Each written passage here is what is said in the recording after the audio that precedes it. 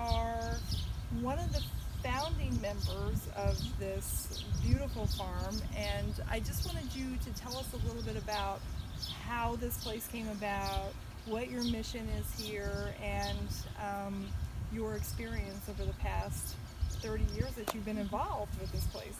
Right. Well, it actually came out of a brainstorming that we had as a community, Okay. and it boiled down to the fact that we we were all working very hard in peace and justice at the time, and we kind of like needed a breather, and we thought a place where we could go to heal ourselves, and at the same time heal the land, the earth, and so that was exactly how it happened. And then we were given a farm. I read about that. They have an amazing scrapbook about this whole property when it originated back in the 80s. Many news articles and just wonderful coverage, and I really felt very connected just from reading those, and especially when I found out that it was the original design was based on permaculture. Yes, that was one of the very first things that we did, is have a permaculture course. And Sister Betty Jean had arranged that, and we had people come from all over the country.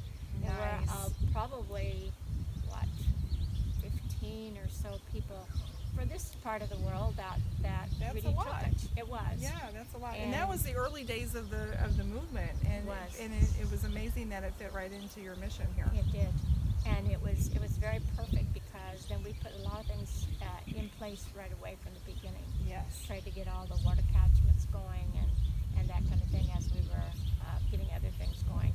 And when people gave us houses, which is amazing, build basements before we put them on, because that was the best way to save energy. Yeah. So we were trying to be permaculture aware all the time when we were building the structure.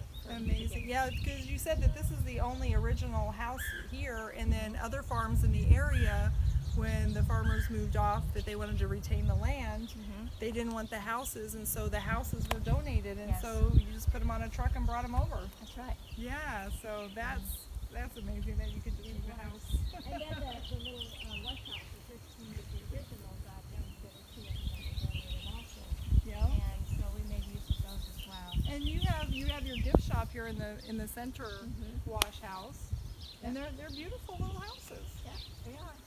And then we had Betty Jean's family owned Star Lumber in Wichita, and then they came and sided them all with cedar, and they provided all the lumber for the cedar house at cost.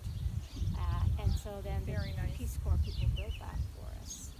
A lot of volunteers making this wonderful, beautiful sanctuary in the middle of conventional agriculture. Yes, and the people in the area thought we were just absolutely... I bet they did. Because they're like, what? Women, especially nuns, they're going to come out here and tell us how to farm?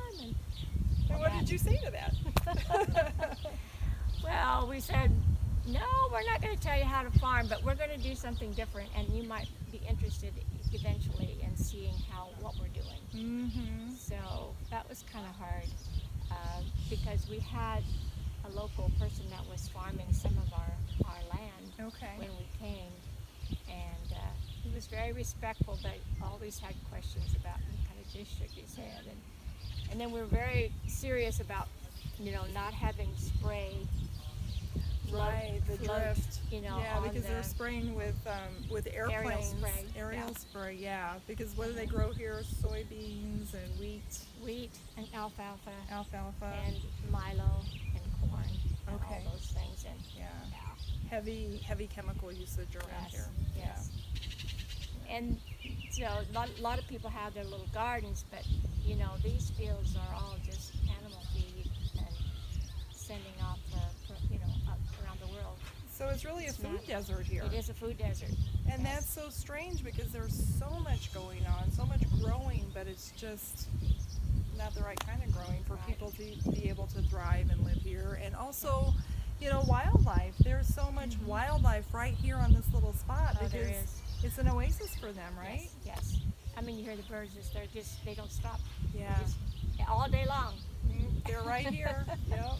And you have frogs and toads. Frogs and toads and there are snakes. We had one living under our house for the longest time, ate all the mice. Oh, that's good. Yeah, we it like was. that. And then when he finally ran out of mice, he came out, and then we had mice. And the little boy was living here. I took him out because we didn't want him. We thought we were, not wanting him in our garden. He scared me. It was in the garden. It's where I found it, and I scared me. Yeah. So we took him away, and then later we realized he was taking care of the mice. So yeah. that's one of those things that happens. Well, thank you so much for sharing your experience here with us, and thanks for having me here on the farm. I really enjoyed my time here. But we're And delighted you came. thank you so much. And it's so wonderful to see permaculture 30 years later, a place that installed it that long ago. Thank you.